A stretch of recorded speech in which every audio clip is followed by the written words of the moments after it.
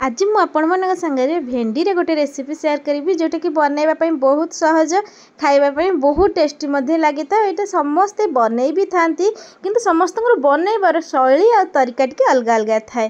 तो मुझे भाविली मु किपरि भाबे बनाए सेटा टी आपण मान संगे शेयर करी। वीडियो को स्किप न करी शेष पर्यंत निहाती देखंतु। नमस्कार, मु प्रज्ञा आपन स्वागत करुच्ची प्रज्ञा होम किचन को। जमा भी लेट करवानी चलते देखा आज रेसिपी। और आज रेसिपी रही भेंडी गोटा भजा जोटा कि खावाई बहुत सुंदर लगी था। बहुत कम जिनस बनी जाए। तो से प्रथम मुझे किसी भेंडी नहीं आसी आ भेंडी यही रेसिपी बनवाई चेष्टा करें जमी पूरा कषि भेंडी आने पाकल भेंडी रेसिपी जमा भी भल बन न था।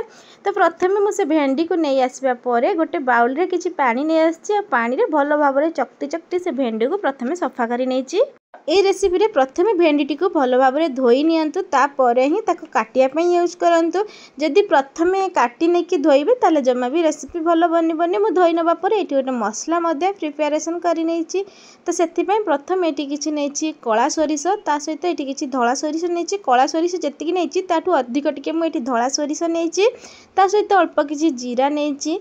तापरे किछि लंका मध्य नैछि माने जेतिकी आपण माने लंका खाइबा पई पसंद करंती बा कड़ा खाइबा पई पसंद करंती से अनुसार आपण माने एटी लंका यूज करि परिबे। ता सहित मु एटी किछि रसुण मध्य यूज करछि। सब को भल भाबरे मु ग्राइंडिंग करि नेबी।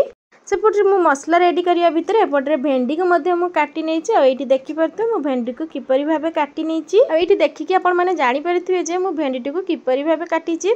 वीडियो टी को पूरा फुल देखंतु। वीडियो टी भलो लागिले लाइक कमेंट शेयर और सब्सक्राइब निहाती करंतु। जदि मो चैनल ले मध्य नुआ आसीचंती प्लीज मो चैनल को सब्सक्राइब निहाती करंतु। पाखरे थिबे बेल आइकन को प्रेस करंतु जहा फल रे कि मु जहा भी नुआ नुआ वीडियो अपलोड करबी आपण माने पाख प्रथमे नोटिफिकेशन जीवो। एपरि भाबे मु से सब भेंडी को काटिकी एठी रेडी करि नैछि। एठी से समान भाबे सब भेंडी को काटिकी मु रेडी करि नैछि। आ ता सहित मसला मध्य मु एठी पेस्ट बनै नेथली।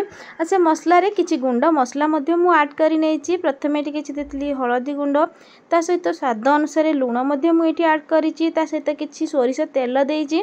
तापरे मु एठी किछि कलर पई काश्मीरी रेड चिली पाउडर देइछि। से सब को भलो भाबरे मु हाथ रे मिसै नैछि। मसला दिया भेंडी गोटा भजा प्राय तो समस्त बनै थांती। समस्त खाइबा पई मध्य बहुत भल लागिता किंतु मु जेतेबेले भी बनाए एई भली भाबे बनै थाए। आ आपण माने केमती बनांती प्लीज कमेंट रे निहाती जणांतु।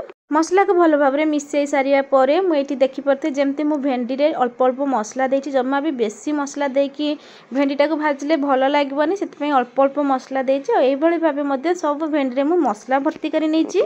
आ गोटा भेंडी भजा आपण मानक भल लागे कि नहीं प्लीज कमेंट रे निहाती जणांतु। आ एई परि भाबे मु से सब भेंडी को मसला पुरै नैछि। आ को गोटे साइड रे रखि नैछि। तापर गैस ऊपर गोटे कड़ाई को बसै नैछि। कड़ाई रे मु अल्प किछि सोरिष तेल देछि। सोरिष तेल दबा परे मु एठी से भेंडी को भाजी नैछि। आ एठी मु भेंडी को किपरि भाबे देछि सेटा भी मध्य माने जानिबा दरकार जे भेंडी को किपरि भाबे देले मसलाटा बाहर को बाहरिबनी। मु आपण मानकु देखै दैछि जो ऊपर आमे मसलाटा लगैथिले मसलाटा ऊपर को रहइबो। आ भेंडी रो पछ साइडटा सेटा तळकु रखिबे। जेतेबेले भेंडीटा को मु एठी देखिबे कवर घोड़े कि मु किछि समय पई टिके सिझै नैछि जा फल कि भेंडीटा हमर पूरा नरम हे जिबा। भेंडी भाजिया बळे एई भली जेतेबेले भाजुंदी गैस रो फ्लेम हाई जमा भी हाई करंतुनी लो टू मीडियम रे रखंतु। जेतेबेले भेंडीटा टिके नरम हे आसीबो ता परे कि जो पट्टार मसला अछि से पट्टा नोटे कि एम्ति भाजी नेतु। जेम्ति मु एठी आपण मानकु देखैछि आपण माने सेम्ति ही करि परिबे। भेंडी को दबा समय रे जम्मा भी सांगे सांगे एपट सेपट करंतुनी नहले से मसला सब बाहरी आसीबो।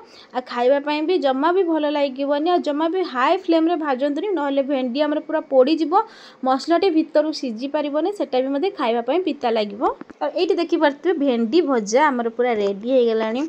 माने देखि कि त आपण माने जानि परते भेंडी रे कलर हल्का हल्का चेंज हे गेलानी। आ भेंडी जो हमें मसला देथिले से मसलाटी मध्य टिके टिके लाल लाल कलर हे आसलानी। माने भेंडी भजाटी हमर पूरा रेडी हो जाइछि। एबे मु ताको गोटे काढी के प्लेट रे रखि नेबी। भेंडी रे ए रेसिपी टी बहुत शीघ्र बनि जाय थाए। खाइबा पई मध्य बहुत बढ़िया लागिते। से भात हो पखाळ हो रुटी हो सब थिरे खाइबा पई भल लागे थाए।